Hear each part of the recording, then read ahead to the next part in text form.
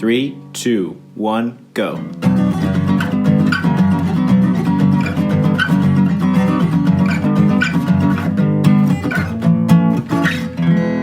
Welcome to Grounds After Rounds. Hi. Hey, buddy. What's going on? Welcome. Welcome to Grounds After Rounds at Fairwinds CrossFit. What's going on? It's been something happened? Like, is something going on? I don't know if you saw Instagram. No, I deleted my Instagram account about 96 hours ago. Oh, gosh. I did not. I was tempted. But I did move it. I moved it away from the front page and I buried it underneath. Like, because if you were to be able to see the difference between our phone front pages, mine is all categories and like little windows with then. Mine's a couple categories, and then you swipe. How many times do you have to swipe? So I only have two. I have a front page and then a second page. I have 1, 2. So here's the front page, second, third, fourth, fifth. Right, but see, like this one's not even full. There's 2 more little floaters over here, right? I feel like the Starbucks one needs to be further up on the. Thing. But so like half these apps, like no, I'd say more. I'm willing to bet that 80% of these apps, at least, I don't even. You touch. never use. Yeah. So I have my social media apps inside the Fairwinds folder or Fairwinds category, and then I moved them all to like a back page inside that, and I turned off all the notifications. So all right. Well, here's the thing about my phone though. Yes. For the categories that I do have now, stuff has made its way in and out. So like for gym stuff. Yeah. So whether it's Zen Planner, it's the timer, it's Sugar Watt, that's under the I work out category. That's what I named it. Under any sort of like music, podcasting, like Spotify, iTunes, it's under the for the ears category. Okay. So social media apps, it goes back and forth, right? Because we have a gym social media, and I have my personal social media. Yeah. And again, there's still like there's later, and Facebook's like all the way back here because I had to re-download it. That is the socialize one, and my favorite is the it has 2 apps in it that I've never used. It's the Reading is Good app or a category, which is Apple Books, which hasn't even been done, and news, which I never look. Kindle used to be on here somewhere. So anyway, that's funny. Where. So anyway, yeah. So if you haven't noticed, and it's not a matter of just like those platforms and those apps and those things serve a function. Mm-hmm. They are extremely useful, super powerful. Mm-hmm. Like they do what they're supposed to do. Why it's been distracting and unhelpful for me is in its process of doing what it's supposed to do. That result, the system is delivering exactly what the system is designed to deliver, is not helpful for where we are and what I think we need to do to improve our deficiencies and the mistakes we've made as a business, organization, members of a community, white dudes in America, like you name it. Those things are not currently helping that because they are designed to attract my attention, to keep my attention. And what will keep my attention are continuing to look and find for narratives that make me feel as if I'm doing good things. Right? And whether those things are productive and helpful is too nuanced to be able to get in 15 and 20 second chunks. Right. I need to that. And so that's sort of where like I gotta take a break from that noise. And if there's something on there that happens that needs immediate action, I'd put into place like Nicole's still staying on it, you're still staying on it, right? I'm putting that burden on you. Yeah. To like tell me, oh my God, did you you texted me the thing about, ladies and gentlemen, right now it's Wednesday, 9 o'clock or 8 o'clock, whatever time it is. Right, this won't come out until Friday. Who knows what's going to happen by Friday? Because right now, Greg Glassman is no longer the CEO of CrossFit. So you may have heard that, you may not. Right. Vacuum. That 24 hours ago, none of us. You could project it. Is it going to happen? Is it not going to happen? CrossFit has released a significantly longer apology. The Castro is now, helming the ship. Yeah. Is that the right word? Captaining the ship. I don't know. You're the guy that knows ships. Stop talking in metaphors. Good luck. Right. So all of that whether I am aware of it in 5 minutes or 5 days, that should not, because none of those things, knowing them, are going to better prepare me or better position me to make a lasting, meaningful, and impactful decision or put into place action which will have long lasting and beneficial change for me, for members of my Black community in and around Annapolis, not my Black community, but communities that I want to influence and help and be a part of, but not like I'm not a leader in those communities. And so I don't need to be and should not be the voice for those communities. I should listen and act within those communities to help them. The only way I can do that is to go have those conversations on the phone, in person, over Zoom, not on the social media platforms. And so that's where, all of that said, I have to remove that stuff from my front, like right in front of my face. I got to remove it, because if that's right in front of my face, I can't see all of the other stuff that is going to help me make a better choice. Because that's where we were. So I, like it, the remarks came out, and then... Whose remarks? Mr. Glassman's. Gotcha. Remarks came out, and I, you see like the wave of CrossFits that are no longer choose to be affiliates. Yeah. And I remember texting you that night, and I was like, dude, we need to meet in the morning. And I knew how I felt about it, but social media doesn't drive my decision. Social media doesn't drive my decision. I texted Jack that 3 times. I was like, social media doesn't drive my decision. Social media doesn't. And I kept telling myself that. But man, I had trouble sleeping, and I just, because it was on my mind, and what's the right thing, and we had the whole conversation the week before. Is like we don't make knee-jerk reactions. So let me ask this question. A minute. Let me ask this question. Yeah. Why is it just us still talking on here, right? Like, what is it that, like, here's me and you, like, God, look how hard it is. Right? Like, we keep saying, why didn't we ask somebody to be on our podcast? And it's a rhetorical question. I'm asking it because you and I have a responsibility to clean up our own house right now. Like, we have to figure out, and we have to let those who have decided to stay with us know with more fidelity what we have done, what we are doing, and what we want to continue to do. Fortunately, unfortunately, those specifics can't be shared on social media in a level of specificity that I think offers the details required to give context to what is actually happening. And we did our best when we came to that decision. Right. We put it here, we put it here. So we gave you the information as here's what this is looking like going forward in a very brief, like, in the email. Here's right? what we got. So because the first question is, are you going to stay as an affiliate? Right? That's the first question. Yes. Like, we answered that question. Yes. Why?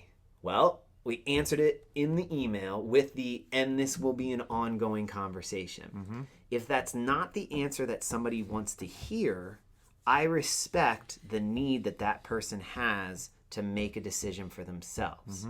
But I also respect and put out there that as this conversation develops, if all of our minds get changed and we say, we're out, like, we've tried, we've given it 1 try, given it 2 tries, given it 3 tries, given it 4 tries, and it's still not working, well then that's it. And so where I was going, I wrote a blog post from my perspective.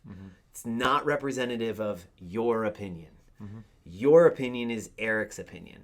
And I used pronouns that are I when it's me, and I used pronouns when it's we because I feel very comfortable making that assumption because we've talked about it. That is part of the conversation continuing to go on. And the bottom line is, we don't owe an affiliate fee until August. Nope. I always pay it early because I'm a nerd and OCD, and you budget to be able to pay. Like, we could pay it now if we needed to. That's the way you save money and run a business, insies, outsies, blah, blah, blah, blah, blah. But we won't make that decision. We're going to see where it goes. What does my heart tell me? My heart tells me that we'll probably stay. Yeah. Because change takes time, lifetime of time, and the business, CrossFit as a business has existed for 20 years.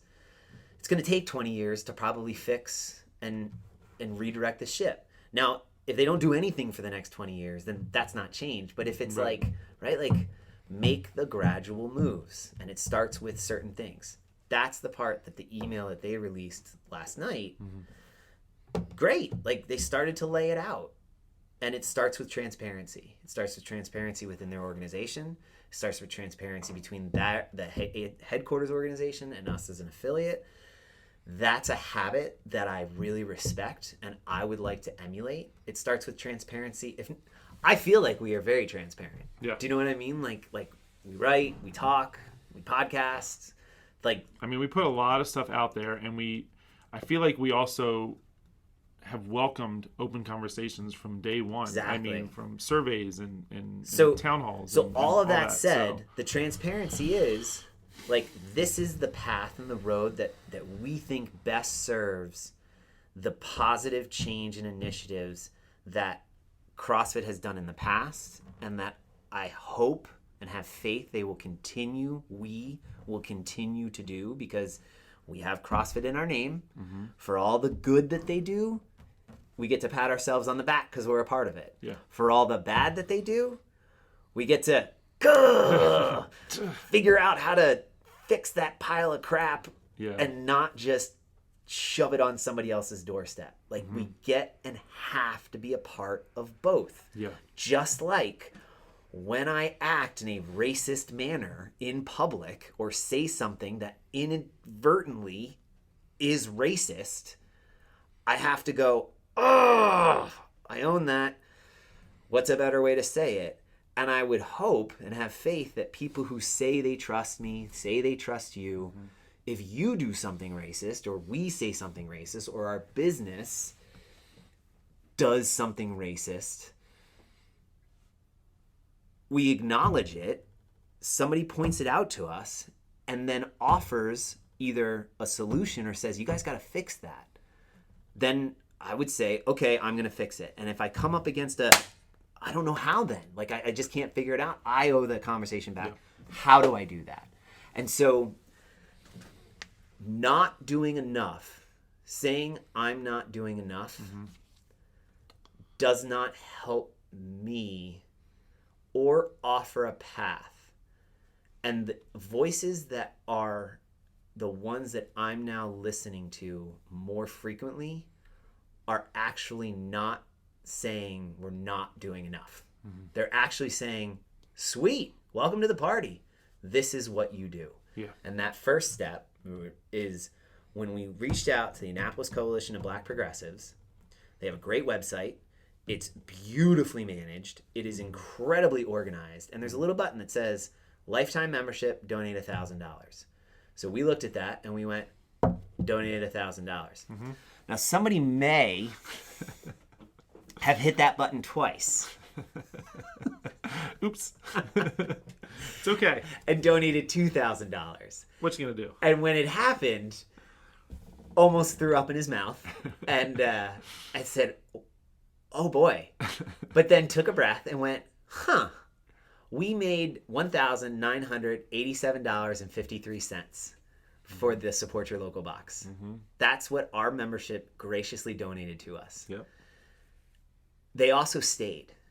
And so financially, the way we were structured, nothing changed. We had a great, I've seeked out mentors, pretty well structured, like things are going well. So we didn't need that almost $2,000. And so all of a sudden, serendipitously, here is this donation we made that matched what we had been given. Holy crap. Why didn't you tell anyone on Facebook or Instagram? Or why didn't you put that on your story with the receipt? And look, why didn't you do that, Eric? Why didn't you celebrate? Why didn't you tell our membership when it happened that we did that? Because it's not about us. Like, that move has nothing to do with, we did it because it felt like the right thing to do. Right. But this thing is way bigger than us. And that also happened on Monday. That happened on... And the rest of... right? It was Tuesday. It was Tuesday. Was it Tuesday? It was Tuesday. When did we have the phone call with Tuesday? Devon? Tuesday too. So within making that donation, 15 minutes, ACBP sent an email, automated email, and then followed it up with another email, and then I got a personal email from the leadership. Yeah. And I was like, this is awesome. And then it was a phone call. And then it was a back and forth email of like, well, what are we doing next? And where can we go? And how does this work? And basically from the time that all happened to the time that we then had to like coach classes and do other stuff, I didn't, like, in all reality, there was no time to like, the action was happening. And so I've said, not only do I not care to tell anyone, I got to go to bed, like, so I can wake up and do it all over again. Yeah. And then Wednesday, the coaches meeting, and then Thursday, I forget what happened Thursday. Oh, that was when Friday is when it all went down with the tweet, right? Or Saturday we saw the email with Rocket CrossFit and his response. Right. Which I think you both and I, you were like, sounds like Greg Glassman. Well, it was insensitive. It was hurtful. It seemed like why are we seeing this conversation between two individuals who I've met Greg once, but who I have no context of what their background and history is, and I'm getting one side of the story, and it's very emotional and extremely hurtful and sucks, but how is me knowing about this beneficial to any of their relationship and figuring it out? And that, like, to me, that was the way it felt. That it felt very voyeuristic. But either way, walking it back, the relationship that donation, economic support to an organization that said we need economic support, facilitated then a mutually beneficial conversation between its leadership and us, and they live and work right down the road. And that was what we had been looking for about the last year, but just didn't have the guts, the time, the knowledge. It was paralyzing. Like, oh my God, what do we solve? What do we fix? They have outlined this. You said you want to help. This is where you help. And when I had the conversation yesterday of like, hey, this CrossFit thing, yeah, you guys are gym. That's cool. Like, whatever. You guys got to do what you do. But it's awesome if you keep showing up. Like, that's what matters. Did not care. It was actually we'll come down and check it out. Like, he's like, I've been needing to do more sit-ups anyway. And it was a very funny and actually very eye-opening perspective on how unimportant it actually is. Yeah. And I don't mean that to minimize the emotional value and the emotional voltage of it. Yeah. But it's in the grand scheme of systemic white privilege, white supremacy, racist systems and institutions. It's just another one. Yeah. And if I abandon this one for the sake of another one, to chase another one, I've now left my own trail of systemic racist institutions left to be fixed by somebody else. So this is the one I'm in. This is the shit show I've got to fix. And I will try to keep doing that. And that starts with the education. Yep. So the book club is not like a, look at us, we're reading books. Yeah. What does this word mean? I don't know. What does it mean to you? What does this word mean? Define your terms before you start having a longer conversation. Productive, fruitful, healthy discourse must start with an agreed set of terms. That's it. You have to be talking about the same thing. And so when you say, you don't ever say this, you say, I'm not a racist. I don't have a racist bone in my body. Guess what? It's a racist comment. I'm not gonna lie, I've probably said that in my life. We all though. have, I because probably Eric, said that. You're a racist, I'm a racist. Like, we grew up. We could go, I was like, I could go down a laundry list of things right now that I could probably say, hey guys, you wouldn't be so proud of me. In my almost 37 years, I'm not proud of. You've laughed at racist jokes. Yeah. You've been sitting in a bus on the way to the sports team when somebody has probably used offensive language, has used offensive language, continues to use offensive language. We watch TV shows that are offensive. I've bought seasons of Friends. Friends is a racist show, right? Like, so, and I think I probably just made Andrew Duncan crap his pants. I'm kidding, Andrew. He knows. You know what I mean? Like, It's probably second time today. so, like, all of that, we have to define what that means. Yeah. And I can't define that with just my voice, or, you know what I mean? I come from a profession, and I come from a habit of, like, I'm going to ask a favor of friends and colleagues who have worked and operated in that world, in that pursuit, for their entire professional careers. So this book club it's not the, hey, we picked a book, we come down, sit on the couch, Shelly and John bring an amazing cheese tray with wine. Like, this is not what that is. And No. so the conversation started even more yesterday. Yes. You started organizing. I brought in, asked for help, and it's actually, Audrey is my gratitude for this week. I mean, like, it almost makes me want to tear up, the power of the conversation and time that she offered to me earlier this week. Yeah. And Megan Geigner, but she's second because she's in Chicago and she left us. I'm just kidding, Megan. Thanks, Megan. Yeah, she doesn't listen anyway. I'll just tell her. But I told her that already. We joked around. Anyway, I digress. But Audrey, like, with such patience and, like, calm and, like, just grace, like, just walks you into awareness. And without, like, a judgment or a feeling of like, you should have known this, and also with a recognition of, like, but I'm gonna hold you accountable. You know what? Like, it is such an artful and just humbling way of about it. So she's on the panel, right? Because her first chapter of her book is about Ellison's Invisible Man, and so, like, that. And if you need Jomo Alo's, so you want to talk about race, Ralph Ellison's Invisible Man. If you haven't picked up on that, I don't know where else. right, if you're our listening where else to audience and put you're it. not getting our newsletter, you're not reading the blog, you're not looking at social media, like, for God's sakes, just call me and I'll tell you. Outside of, like, dropping copies off of your doorstep and say, read these by the 26th, I don't know what to do. But so Audrey's on the panel. Leadership from the Annapolis Coalition of Black Progressives. I don't want to lock either of them in there, and maybe they have conflicts, but leadership from that organization. Rye, because she's awesome. But also, if you look at it, she spent the last 2 years, 3 years, basically her professional career coaching black women at the United States Naval Academy, and white women, but coaching women at the United States Naval Academy on the basketball team. You want to talk about an intersectionality of, you know, communities that get marginalized in our, I lost my language, that get marginalized, like, holy crap. So that, not because she's a woman, not because she's black, but because of that experience. Oh, by the way, hot damn, like, she is black and she's a woman, and she is a core component to our membership, right? Like, so Audrey, member. Rye, member. And she said yes, and she's awesome. That helps too, and she's funny. So all that said, like this is my first list of people as I thought about it.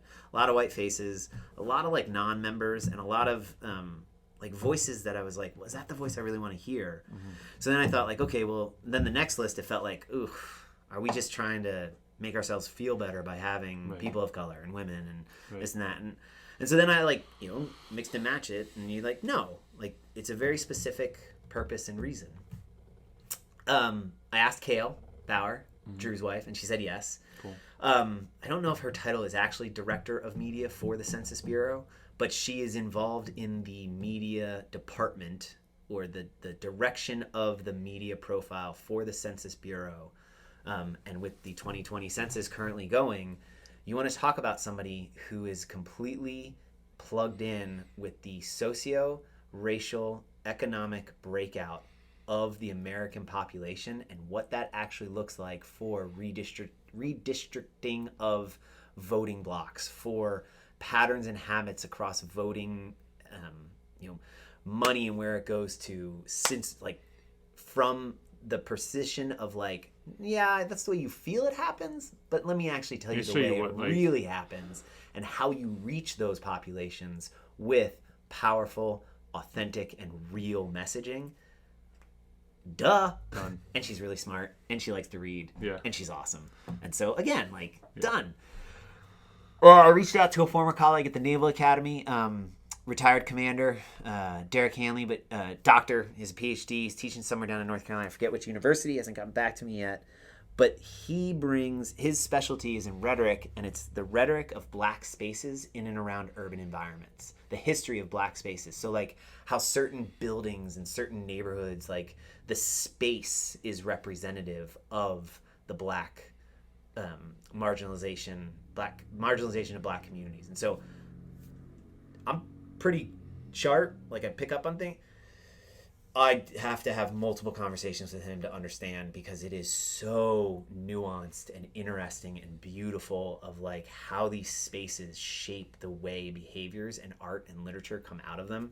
It's phenomenal. And it's all manifested in the rhetoric of those poems and things and literature and art that come out of it. So anyway, right? Seemed like a pretty good, if we're talking about a space where we gather and a space that we're trying to move out into the population, like that seems like language we should probably understand. Yeah.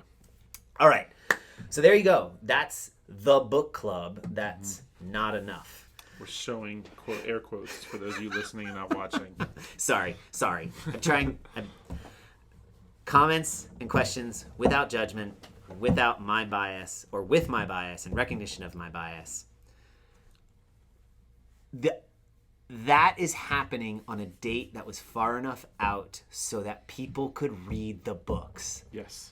With that knowledge, then share it and blend it and modify it and let it digest with other people who have read the books. That does not mean action is not also happening. The conversations with ACBP is identifying actual projects that are not being funded by the city of Annapolis in and around black communities in our neighborhoods that could serve to be funded. We are identifying those. Actually, ACBP is identifying those. Yeah. I'm going to completely cheat and let those be the projects, right? Like, because I can say, well, you know what you guys should fund is you guys should totally fund this, because that's what I think you should fund, because I know better. Or I can just say, we need some more racquetball courts on Bay Ridge Avenue. I love pickleball. Yeah. Let's fund a pickleball tournament. Now you're making fun of Charlie Copples. Come on. Which we still have to get at pickleball. I still really want to try pickleball. But instead, like when somebody says like, no, man, fund this project. Yeah. Okay, like I'll fund that project. And so that's what this book club facilitates, is access to that conversation with people who know what actually needs to happen, and then we listen and act in support of that. Yeah. And then our third, and this is all on my blog post that I lay it out. The third is an event, or the next is a community event here at the box, celebrating mind, body, spirit, and healthy activities with ice cream. Yes, ice cream is healthy for your spirit. Yes. And your mind, maybe not so healthy for your body, but it's okay. Like, as long as you're not lactose intolerant. It's really good ice cream. Even if you are, it's probably like... And we can't, what's the name of it? It's Hawkes Brothers. Shoot. I forget. I know we both wrote it down. But it was Devon's first entrepreneurial business. And they're going to bring the truck, and we're going to invite as many people as we can, and we're going to have, we don't know what exactly, like, tents and floats and paddleboards and kettlebell swings and fun faces and no more than 10 people at a time. Right. Maybe. I don't know what it's going to look like, but that's now, again, a reason to physically put ourselves in and among communities where we can hear, and not like, here, come teach us, but hey, to Harka Brothers. Come enjoy what we all have to offer, and tell me, or not, where this could be better. Mm-hmm. And the third part is, during that, having the ACBP have an opportunity to inform members of our community, members of their own community maybe didn't hear it, a specific fundraising event that is not our event and will not be here, but that will be held by ACBP somewhere to support candidates that they support for local Maryland, or local Annapolis, some Baltimore, and Maryland statewide elections. And again, I said it in the blog, this is a gym. Stop being political. Leave that shit at the door. I don't want to talk about it. That's why I come here. I come here because I like to leave all my problems. It's the best hour of my day because I don't have to worry about that stuff. And I totally hear that, and I understand it. And that's why that event is not here. Because people, that's my Jack Ryan, like what I want to help support. Mm-hmm. That is not something Fairwinds CrossFit has to support. But my friend, my former sponsor, Dad, who was running for Anne Arundel County, Mike Chrisman, we gave him a platform here after the workout was over. He's a Republican. He was running for the Republican seat. I'm pretty sure all of his agendas, if he had gotten elected, would not support all of the agendas that ACB, right? He's just another white dude getting into power. I don't remember what Mike's platform is. Mike's an awesome guy. I'm sure he would have, like, listened and talked. And you know what I mean? Like, we did that because he was my friend, and class was over, and it was like, you can leave, and we all just sat around and shot the shit. Yeah. But right, he asked, can I come talk to some of your membership? And it was actually fun watching him and Kevin. Totally. Because Kevin was like, ooh, this is... Right? And because Kevin disagreed with a lot of what he was saying. And so there, that's...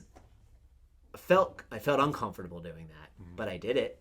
I feel uncomfortable doing this because it feels like it's out of my professional habit of separating these things, but they're not separate anymore. Mm-hmm.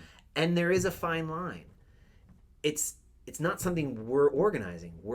Me, Jack Ryan, you, Eric, are going, or maybe, I don't know. It's in the future. Who knows? Like, shit, we may be completely closed by then. Who knows? Yeah. But that is the series of progressions. And then we're going to take a breath, and we're going to see where we are. Yeah. And we'll reassess. Yeah. And you know what? Along this road, maybe none of that happens because other things intervene. I don't know. What I do know is being told that it's not enough does not help me identify what it is. Yeah. I am open. You are open and available for a suggestion of what it needs to be. Mm-hmm. And if the only it is de-affiliate with CrossFit, the second you de-affiliate with CrossFit, I will now be able to have a conversation with you. Seems to me to be the exact same thing. Stop being straight, Eric. You now need to be gay, or I can't have a conversation with you about gay, lesbian, and LGBT and transgender issues. Because your straightness and your association with that marginalizes and makes me uncomfortable. You have to say being straight is bad. Not bad. You have to de-affiliate yourself with that walk of life. That's what it feels like to me. Is that you have to disassociate yourself with anything that seems uncomfortable. And I don't know how to do that because my sheer existence is the thing that is the problem. Mm-hmm. And I can't stop existing.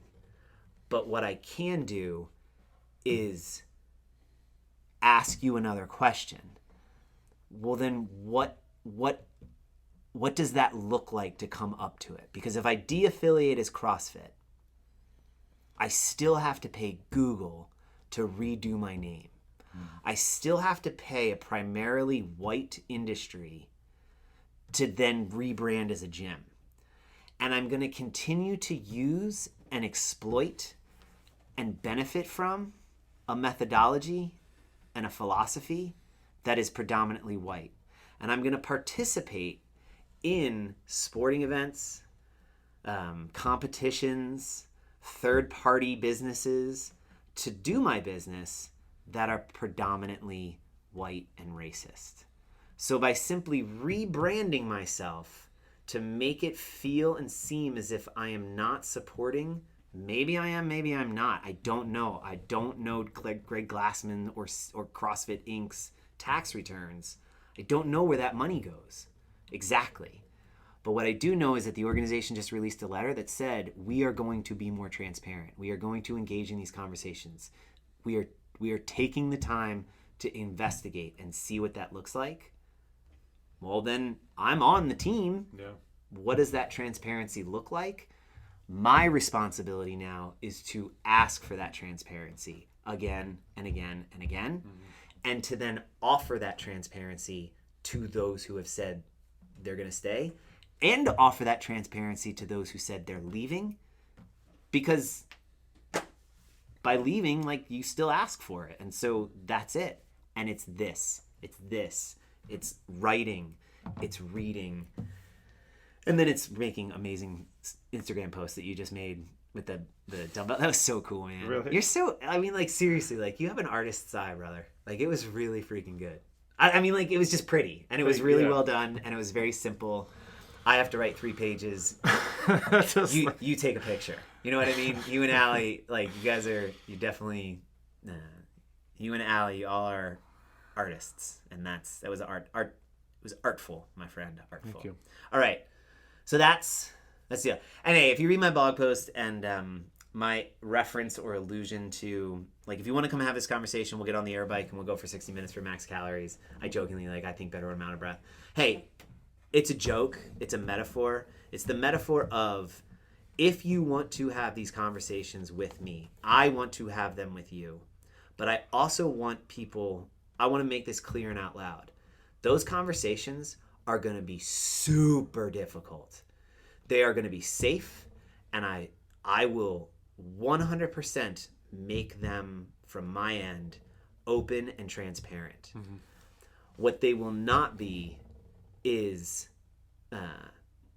easy. Mm-hmm. They're going to be so freaking hard. And I can't imagine anything harder than getting on an echo bike and going for an hour for as many calories as possible. And so in a sense, I feel as if that's what it feels, if that's as, like, nervous as I am to go have that conversation, well then, okay, good, then I'm leaning in on the right conversation. Right. And what that means is, if somebody of color, somebody from the Black community puts me in a position to feel that way, then I should probably go, whew, all right, that's truth. Mm-hmm. Like, that's probably truth. If I'm feeling offended because they're telling me something I said was offensive despite my intention of not offending, they're right. Mm-hmm. And it's painful. And it's as if I just wrote a 10,000 meter piece doing 10 burpees at the top of every 5 minutes. Mm-hmm. And when it's over, it should also feel like, not all the time, like sometimes it's over and it sucks, but when it's over, it should feel like, we got somewhere. Yeah. I did something. I don't know what it is, but I think we're better for it. Mm-hmm. That's what I meant. Yeah. We can get the same effect just going to get ice cream now. We could. We just have the Taharka brothers bring their truck down and it'd be just as much fun. That'd be awesome. But that's what I meant. So if it's snarky, I meant it to be snarky. Like, it was on purpose. Jack. But I also add the GIF, because the GIFs offer that different perspective, or that other perspective of, like, all right, it's serious. It's life-threateningly serious what's happening. And that is recognized. It doesn't take, I don't need to be the only one, and I'm not recognizing that. This is life and death for Black people, mm-hmm. for other communities of color. And it's a life and death threat that I do not feel on a daily basis. And so therefore, any comedic minimization of that threat is wrong and inappropriate. What I'm offering is, it's also a conversation. And in that conversation, if we can't take a second and put ourselves in perspective and offer like a, well, that's kind of funny, ironically, like not like ha funny, but like, that's also productive. And that's discourse. Because if we run at 1,000 miles per hour in the red all the time, you will burn out. And this is the longest marathon our generation will ever run. It's the race we need. Yep. Bad choice of words. It's the journey we need to be taking. Yeah. Right? Like that. It's the marathon we should be running. Yeah. And we should have been running it 200 years ago, 300 years ago. Yeah. Anyway, there you go. I'm off. 2 years ago.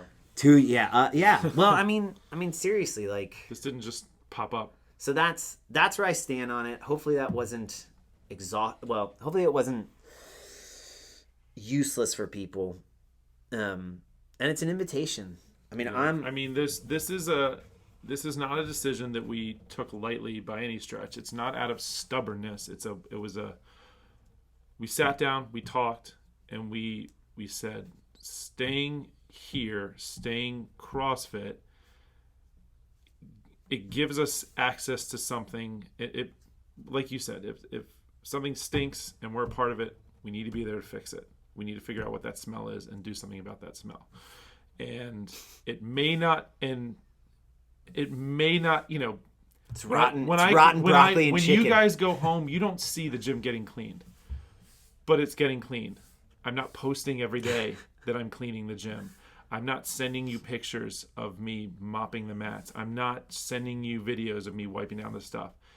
We're doing it, and it's there. And if you trust us, like you say that you trust us, then there's a journey that we're all going to go on together that's not going to feel awesome. It's like you said, it's going to get uncomfortable, and just like all this other stuff you do, just on a bigger level. Like yesterday's workout was very uncomfortable. Yeah. But this is obviously from a different perspective. So that's. And I will say that are. I trust. I think my second gratitude was Megan saying put the survey in there. She offered a different perspective of now teaching at Northwestern, how 180 degrees out from our other shared teaching experience, they go not just further, but they go above and beyond of engaging with students and making it explicitly clear of how they have the freedom to have an open space to express the stress and the emotional strain that life and the state of American racial inequalities is affecting them in their ability to learn, because they appreciate that learning can only happen, true learning can only happen when you feel safe and fed. That whole Maslow's hierarchy of needs thing, right? You can't reach self-actualization if you're hungry, don't have a house, fleeing for your life, not sure if you're going to get shot on your way to the grocery store or running down the street to work out, right? Like, how can you be successful in a place that is a daily threat? Welcome to being black in America. Being said by a white guy who is saying that because I'm echoing a smarter person than me's words. That reality has to be acknowledged by an institution, and Megan offered to me what it feels like and looks like to work in an institution like that. And she said one of the things that her and her co-teacher got better at this semester was doing the surveys. And it doesn't have to, we tried to be like, let's make it perfect and craft these questions, and they were the wrong questions. So they got ineffective answers.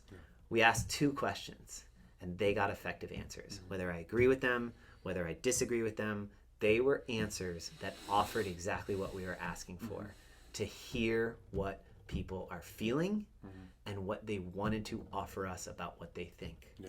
The then feedback back is trust that. I trust our people that when given the opportunity, like right now, I'm asking, what else do we need to do?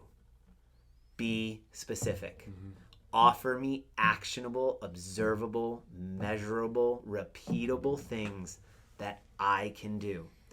In short, it's the before the workout starts and you ask me, can you change the music? What would you like? I don't know, anything but this. Doesn't help me. But at least it's something. But at least it's something. Like, so, but the conversation started. That's what we got in a lot of the responses. And so thank you. And I trust that there is something. And if not, I trust that it will be I don't know.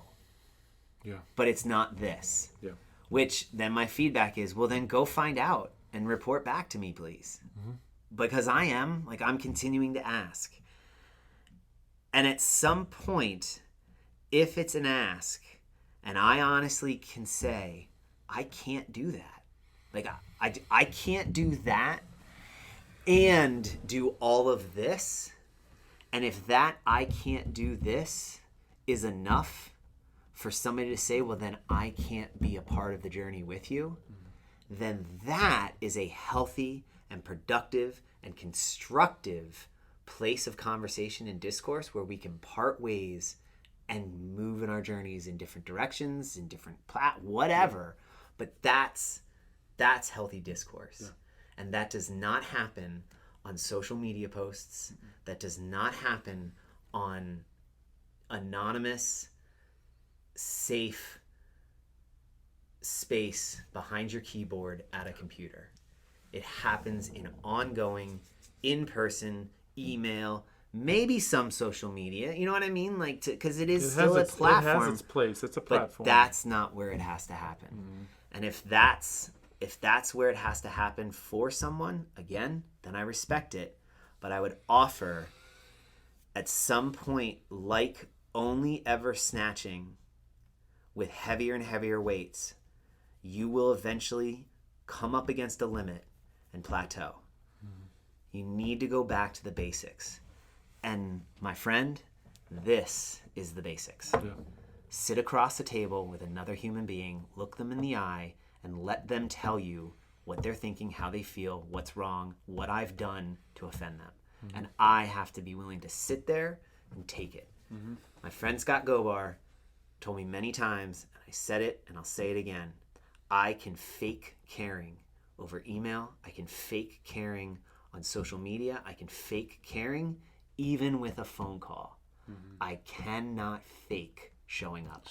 I have to physically be there. Mm-hmm. And that is a very powerful and a very specific message. We can fake saying we believe this. We can fake saying Black Lives Matter. We can make all of the statements we want. But until Black people are in our gym consistently and receiving the things that we offer, it's not real. Yeah. And that's the move. And we are making every effort, rededicating that effort to make that happen. And that's it. Like that, I don't know what else is enough, but again, I will say I'm open. Yep. I'm open to being told what it is. And so that's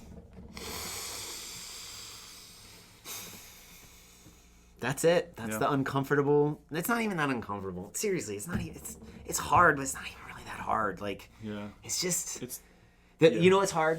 Mm-hmm. Fighting the urge to be hasty. Fighting the urge to like, right? Like, oh God, I even felt it last night. Like, I mean, when Nicole Carroll stepped out and stepped away from, like, when she quit, like, I was like, oh God, I freaking love her. Like, you know what I mean? Like, and the thing is, I don't even know her. I've never met her. But for me, like, she represents so much of what is good about CrossFit. And it's like, oh God, if she's leaving, like, oh God.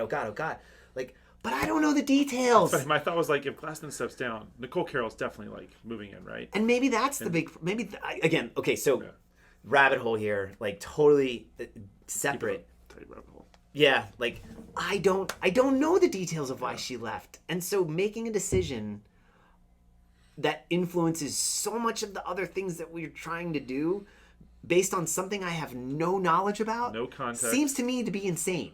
Yeah. Right? And I told you this metaphor. You never cut a wire unless you know where that wire starts, where that wire goes, what current is passing through that wire, what parts of the explosive is relying on that wire. You never close your eyes and just cut the blue wire, because guess what's going to happen?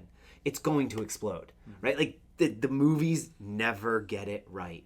You do not jump when you cannot see what is on the other side. I get it. I just defined an absence of faith. Right. Faith is jumping with your eyes closed. Yes. But it just seems like so dangerously irresponsible. Yeah. Like making that decision right now as fast as possible does not make it a better decision. It simply makes it a hasty, fast decision. You said it the other day when we were talking about it. We're like, the bomb already went off. Yeah. Like, This is post blast. yeah, this is post blast. Like, it already went off. So whether we did it 10 minutes ago or a week from now, it's still gonna be there. Right. You know, I was like, Have a cup of tea. I was shaking. You know, I was shaking Sunday night and having trouble sleeping, and I just kept telling myself, you know, I don't need to talk now because guess what? It's still going to be there tomorrow. So when Jack and I talk, it's still going to be there tomorrow. And when we decide to say something, it'll still be there at that time as well. And so, anyway. So what's your gratitude? Man, I don't Get know. you out of here. I don't know. My gratitude, I could say I have a lot of them. But I'll just say this experience is my gratitude because it's something that I never thought we would come up against. It's when I was thinking, yeah, it'll be awesome to open up a gym, you know, with Jack one day. And oh man, when that day comes, that you know, We made it. Like this thing happens. The work is done. Yeah, like I knew it was gonna be hard, but this is a different level of hard, and it's I don't know. So I'm excited several years from now to look back and see what came of this, whether it was good or it was bad. There's something to be taken away from it. There's a lesson to be learned, and I kind of think about that when I think of all the things like I've gone through in my life. Look back and this is interesting. So that's where I'm at. And Coach Shelley for walking in on us. Well, we ran a little long. Yeah, so Took a while to get started. cool. All right, man. Well, Hi, Coach Shelley. Hi there. You bumped the camera. Damn it! Now we got to reshoot. I'm glad to be doing this with you, man. Yeah. I'm glad to be doing this with our community, our people. I'm glad to be doing it with CrossFit. I'm glad to be doing it with our new and future partners in the Black and local communities of Annapolis. Yeah. I think it is. Someone made one of the comments on the survey was something about like we're a small gym and CrossFit's this big thing, and so It was Luis, I think. Sorry, I mean he left his email, so I don't think.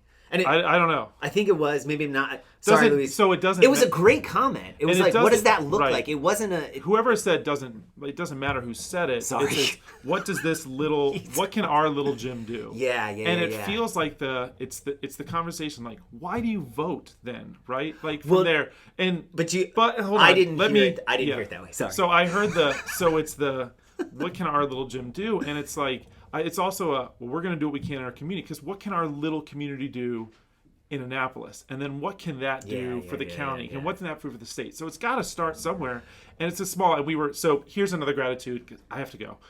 Gratitude. Meg and I were walking downtown with Fee the other day, and there's this giant ass tree, growing out of the sidewalk. Yeah. This tree's probably several hundred years old, and the sidewalk has like either been.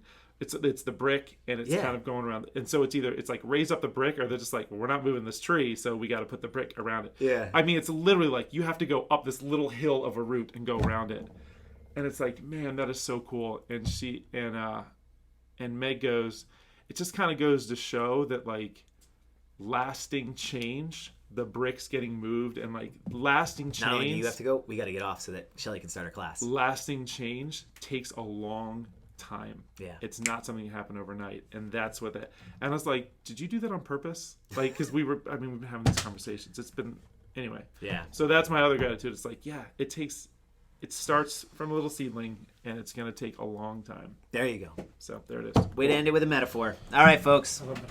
See you on the creek.